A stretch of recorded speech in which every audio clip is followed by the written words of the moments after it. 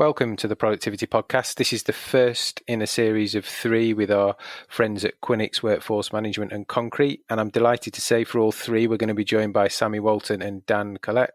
Hi, Sammy. How are you? I'm very good. Thanks, Simon. Thanks for having me. Good. You're welcome. And hi, Dan. How are you? Hi, I'm very good. Very good. Thank you very much. Good. So first of 3, today we're going to talk about how to attract and retain staff. I think really topical as the time of recording, and we'll get into the detail. So before we do that, first of 3 episodes, let's find out a bit more about you guys. So Sammy, I know you're a massive advocate of the whole Quinix workforce management solution and all the things it brings in terms of empowering colleagues and making colleagues and customers happy. But tell us a bit about yourself first, and then a bit about the Quinix solution. Absolutely, yeah, I absolutely am. It's even reflected in my job title. So I've been with Quinix about 7 years or so now. I've even before Quinix spent my time bouncing between running product teams and sales teams, and that's I think gives me quite a cool perspective on things from both sides. So with Quinix, I was running the global sales engineering team for a few years, and then the product team for a while, and now moved into a role that we call head of product evangelism, and that really means that I'm super drunk on the Quinix Kool-Aid. I very much believe in what we do, and I get the benefit of having a really fun job of talking about our value and helping customers realize the value of the product in their businesses. So, yeah, Quinix is we've been around for quite some time now. We still sometimes, I guess, feel like the new kids on the block with our new tools, and sort of an underdog in terms of workforce management, trying to bring a lot of engagement and fun to the workplace while keeping businesses on track with optimization and productivity. So we build a suite of workforce management tools, everything from scheduling, mobile apps. We use a lot of AI technology in our forecasting, and we've recently been joined by the acquisition of Concrete, so they've joined us as well. But together now we have, I guess, just over 1 million users worldwide across 5 or 6 key industries there, which we're really excited to bring more and more functionality to. So yeah, it's great to be here. Brilliant. And Dan, as Sammy said, you're a kind of new member to the Quinix family. So again, tell us a bit about yourself and a bit about the Concrete platform and this new addition to the family that you become part of. Yes, and a very cool family to be part of. So I'll start with Concrete. Concrete's been around quite some time, working in the retail space, looking at retail task management, engagement, and operations, really sort of focusing in those areas. We've started to see some real sort of synergies between what we do and what Quinix do as well. So it's a really good partnership, and it's really exciting. It's been a couple of months so far. A lot going on, a lot of new ideas being thrown around, which hopefully you guys are going to hear through these podcasts. I've been in product most of my career, really 4 years now at Concrete, where my roles become a lot more operational. But yeah, really a product focus all through my career in financial services, in civil engineering, and now in the sort of retail task management space. Yeah, so that's me really. Excellent, brilliant. So early days in the kind of adopted child, let's say, but I'm sure you feel part of the family already, and lots more exciting things to come. Oh, very, very much, yeah. Good. So as we said at the start, today we're going to talk about how to attract and retain staff, and I think it's probably worth just setting the context from what we see, and we'll get your views if you've got anything different to add. It's challenging labour market. I think there's more jobs than people. I think we're kind of seeing the impact of Brexit post-COVID. We've got a war on, hyperinflation. So there's a kind of perfect storm coming out of COVID, which I don't think is the new normal that any of us imagined. And hopefully it'll be around for only a short period of time.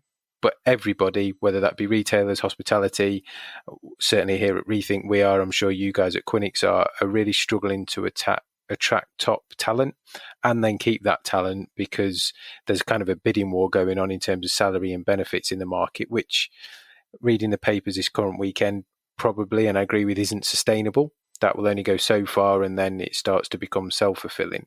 So are you, Sammy, seeing those things with your customers in terms of labour market challenges from a global perspective and across verticals?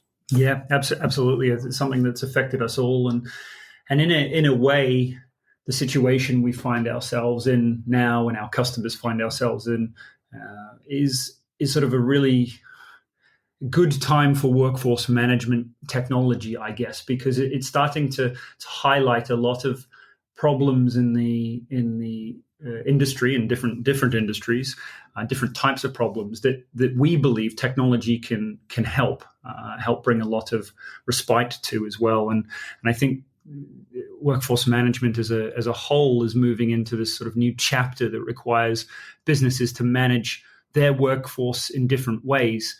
And technology, its part, tends to evolve now and play a slightly different part beyond just being functional.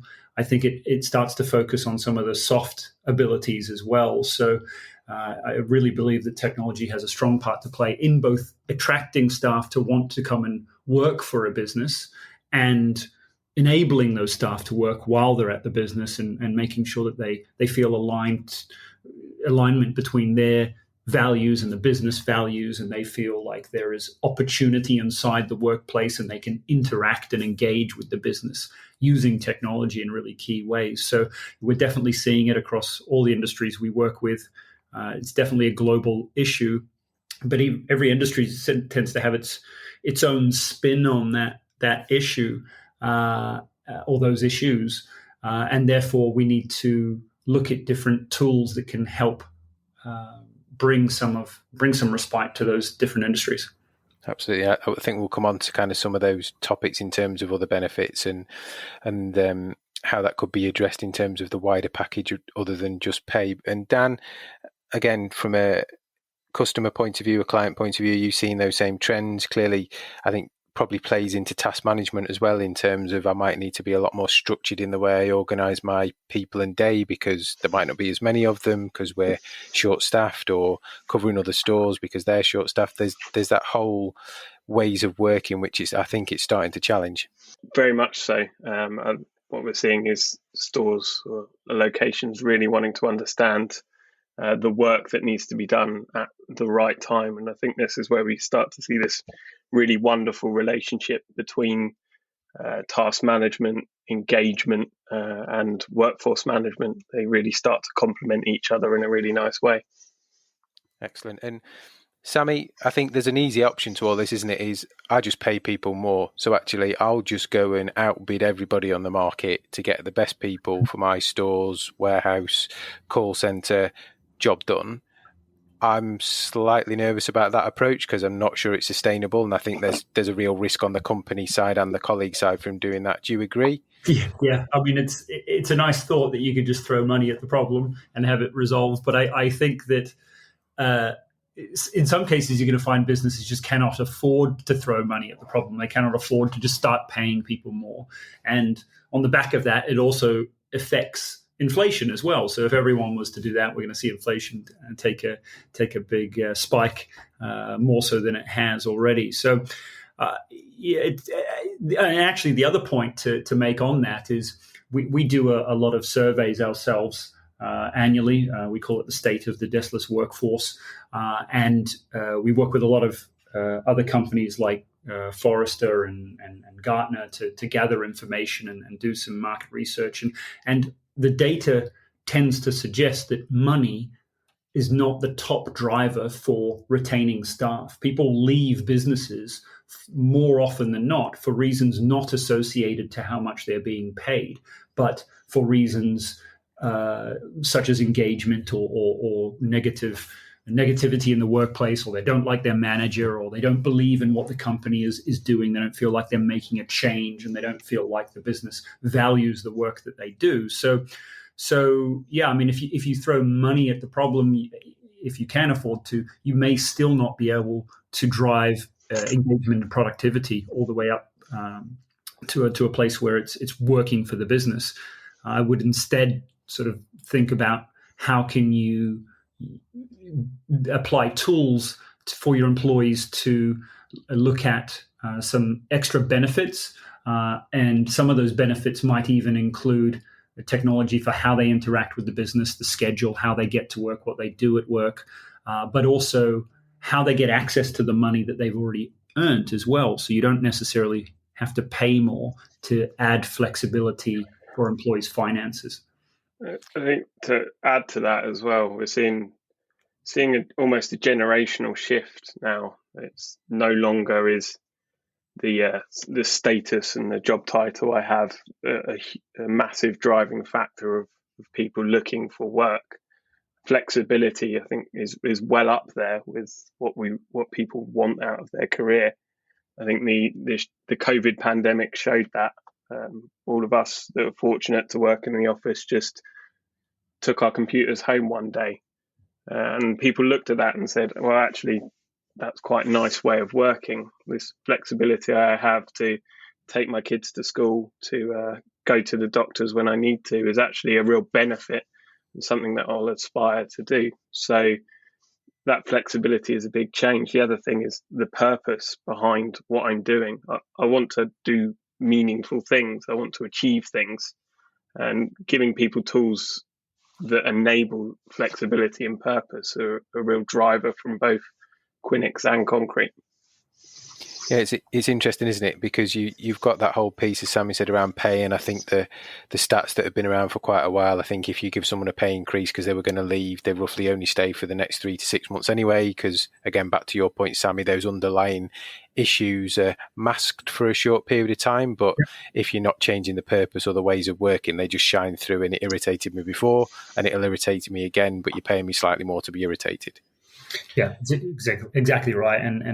And the example I sort of threw out there earlier about having tools that can add flexibility to money. I think we all remember in the UK these things called payday loans, which allowed employees to get a loan until payday came around, and they were largely unregulated for some time. And there's one example which is sad in some ways and dangerous in a lot of others, where I think a person was charged over 16 million% for an £80 loan, which is absolutely ridiculous. But we have tools inside the Quinix platform that allow you as an employee of a company to get access to the wages you've already earned in the schedule. Doesn't cost you any extra, doesn't cost the business any extra. And it just adds that flexibility, meaning I might not have to wait till the end of the month to be paid.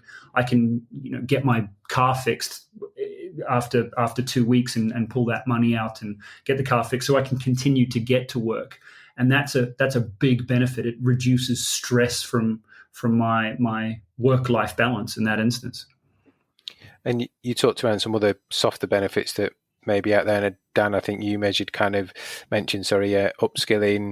work-life balance, in that whole flexibility piece, company culture and purpose. So people must have to work harder now around those things, because I think every company's got a nice mission statement that says we do this for that reason. I'm not sure some of those turn that into a purpose and live it and breathe it. But maybe there's other things as well, some softer things around actually in a retailer. Maybe I don't spend all the time on the checkout. I'm trained to put stock out or do the cash office or some customer service duty. So there's still some things within that gift, if we're kind of saying that pay isn't the be-all and end-all, that we can do through a system like Quinix and Concrete, or we can do kind of at a local store level. Yeah, I totally agree. I think there's one thing saying you're going to do it, is the actionable work to actually achieve it. And we do see this in the product. It's these big engagement pieces, building up their company cultures around stories that they're sending to all of their stores. And we're talking stores with massive networks, touching 40,000 employees. And really, before we were able to put Concrete into these stores, they had nothing to really do that.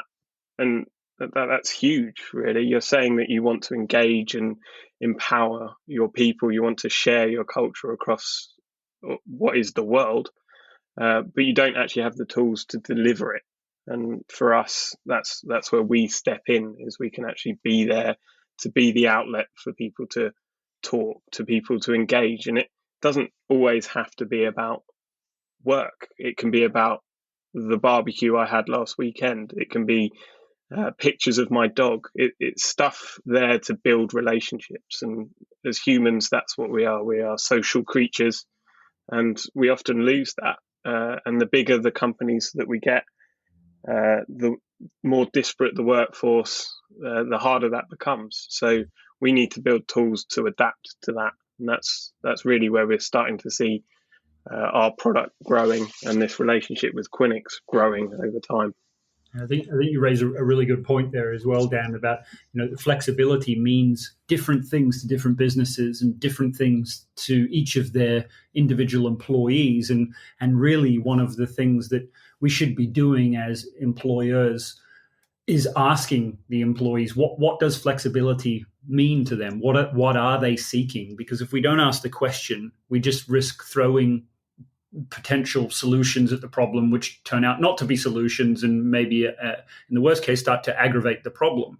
And we saw it, as a result of what happened during the pandemic, everyone started doing things like shopping online and doing everything digitally and working from home. And I was at a healthcare event a few weeks ago, and some of the stats that came out of that were that a lot of healthcare workers were leaving for jobs in the gig style economy, like the Amazons and the Ubers and everything like that, because they had this added flexibility. I think Amazon has just rolled out a scheduling flexibility program that allows employees to cancel shifts with 16 hours notice. And that's because they're attracting a new type of worker. That could be someone that's looking for added flexibility because they're a single parent or whatever. But they've done that based on what they've discovered will attract employees, but also retain the workforce that they've got and allow them to work in a more flexible way. So I think you really do need to sort of ask and do the research internally to find out, what are your employees missing? Yeah, I think that gets lost as well, because we talk a lot about the employee here, and to be honest, that is the majority of our focus. But the benefit is for the organizations, and that's part of it often gets brushed aside. When actually, what am I going to achieve here? Well, I'm going to have better people for a longer time engaged in my products, engaged in what I want to sell. And if you can get that right and you can keep these people, it means when you put them on shift, you've got the best person there to deal with the challenge that that's going to come. And it's interesting, isn't it? Because, I mean, we, as you know, measure lots of process and the effort that goes into recruitment, even if it's centralized, sifting applications, then the interview process, the hiring process, then the onboarding and training process is immense. And if you've got high churn of staff, low retention, you're just exacerbating that problem. So actually, in a cost base that you want to decrease, you're increasing because you're spending all this management and normally the most expensive time in that process. So I think, Sammy, you've seen instances where potentially people have then started to think differently about an incentive. So maybe linking the management bonuses to retention.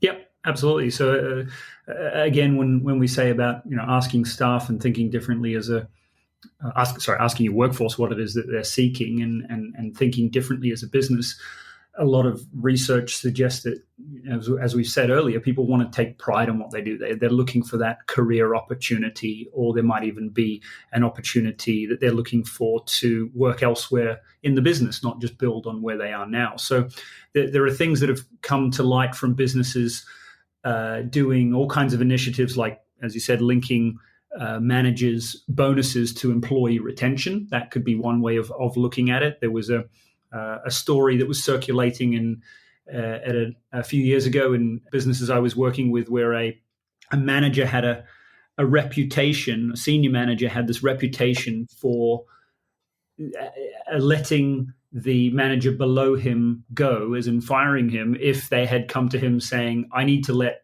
Sammy go because he's not pulling his weight. And they were unable to answer the question, what have you done to enable or upskill that employee? So whether or not that was true, I probably doesn't matter. I think the point is that we need to think a little bit about are we doing what we can to enable the workforce, the employees, to work as best as they can. And technology can help with that, but so too can a change in mindset. What does it mean to be a manager or a team lead or someone that's in charge of people in the business? I'm not just there to sort of nag them to be at work on time and leave them to it. I'm there to help them succeed in the job that they're doing, because as Dan rightly said, that benefits the business. And then maybe I do have the opportunity as a business to throw more money at my key workers because I'm more successful because my employees are more engaged and more productive. And simplifying the processes and kind of focusing on driving sales is clearly the key for most industries now. So taking out that fat, that waste. And again, I think we kind of talked offline about ease of work. So from a colleague's point of view, can I see my payslip online? Can I book the holidays through the app that integrates to the Quinix schedule? Can I get some comms back through that? Can I plan tasking? So again, and some businesses are doing this really well already, some on the journey, probably a majority, I'd say, on the journey or maybe not even started. Dan, you kind of seeing that kind of stuff come through in terms of making a colleague's life easier means that they can do more, they're more productive, they can drive more sales, or they can reduce the queues at the till, they can get the stock cleared quicker. Well, that's it. You want to put people into revenue generating opportunities as quick as possible. It's the way we're sort of coining this between Quinix and Concrete is the right person in the right place at the right time. So where Quinix is very good at putting people into the right place at the right time, what Concrete can add to that is, well, this person is really good at selling on the shop floor, or where this person may be a little weaker at that, they may be great at stock checking. They may be the quickest person to do that. And if you start to create these teams around that sort of thinking, you start to build a unit that means that you have the stock in the right place, so that when someone goes and looks for it, they can pick up the right t-shirt, and there can be a salesperson right there to talk them through the qualities of that. That relationship is the golden triangle between right person, right place, right time. And we think we can achieve that and help people to achieve that. The other additional bit to your point was, I think it's almost to the detriment of a company if you are to walk into a company as a new employee and these technologies aren't available to you. I think that can be quite challenging if people have to work to find the right information, if they have to dig around to start talking to people, because more times than not, they're not going to do that, and that's going to be a real struggle for them. So if it's hard, they won't bother, and if they don't bother, they won't engage. And really, that's going to be part of the many people that leave and churn out of retail and out of the restaurant trade and out of hotels. Absolutely. So final thoughts as we end episode 1. Sammy, final thoughts for the listeners in terms of tips or key takeaways on attracting and retaining staff?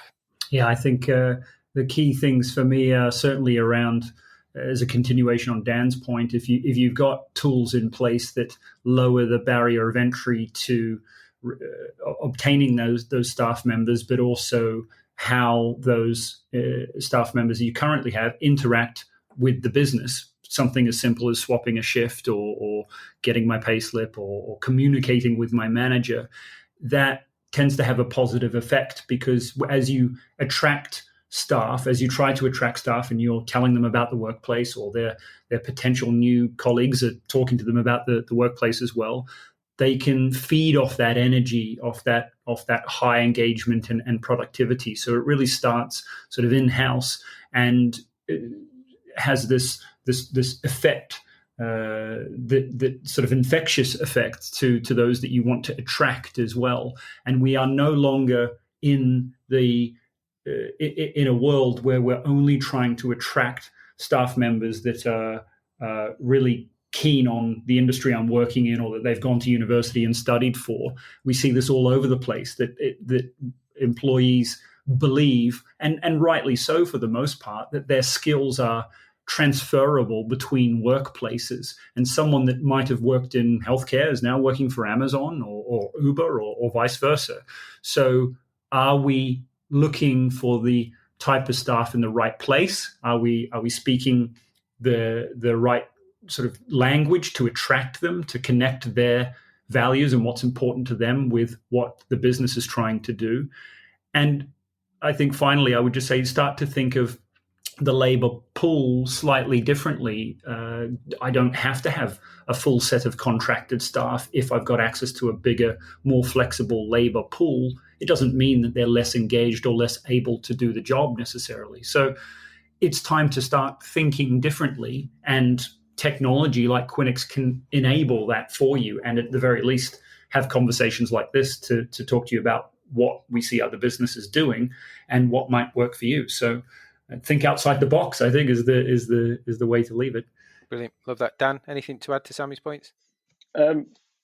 Yeah, I think one thing we do need to recognise is it's going to get hard and harder. Not to say it's been easy over the last 2 years, but as you started this podcast, Simon, we exited a pandemic into a war, into a financial crisis, and it is going to get difficult. And we've seen a big shift through the pandemic. I think we're going to see a big squeeze as we did in 2008. And we have to be aware of this.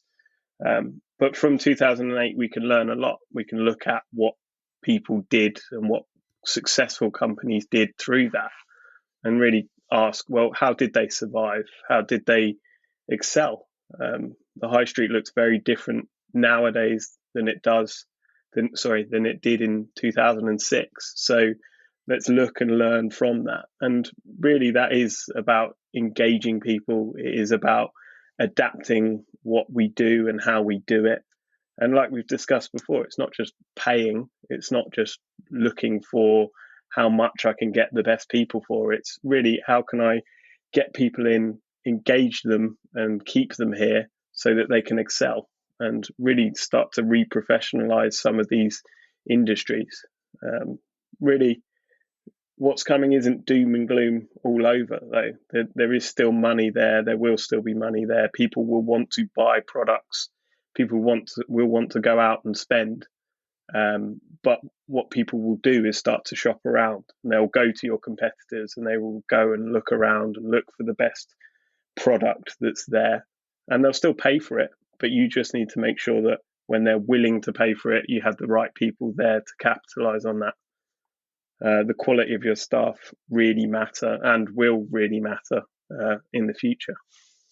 Brilliant. Okay, we'll pause there. End of episode 1. Sammy, Dan, brilliant start. Look forward to speaking again in episode 2. Thanks, Simon. Thank you.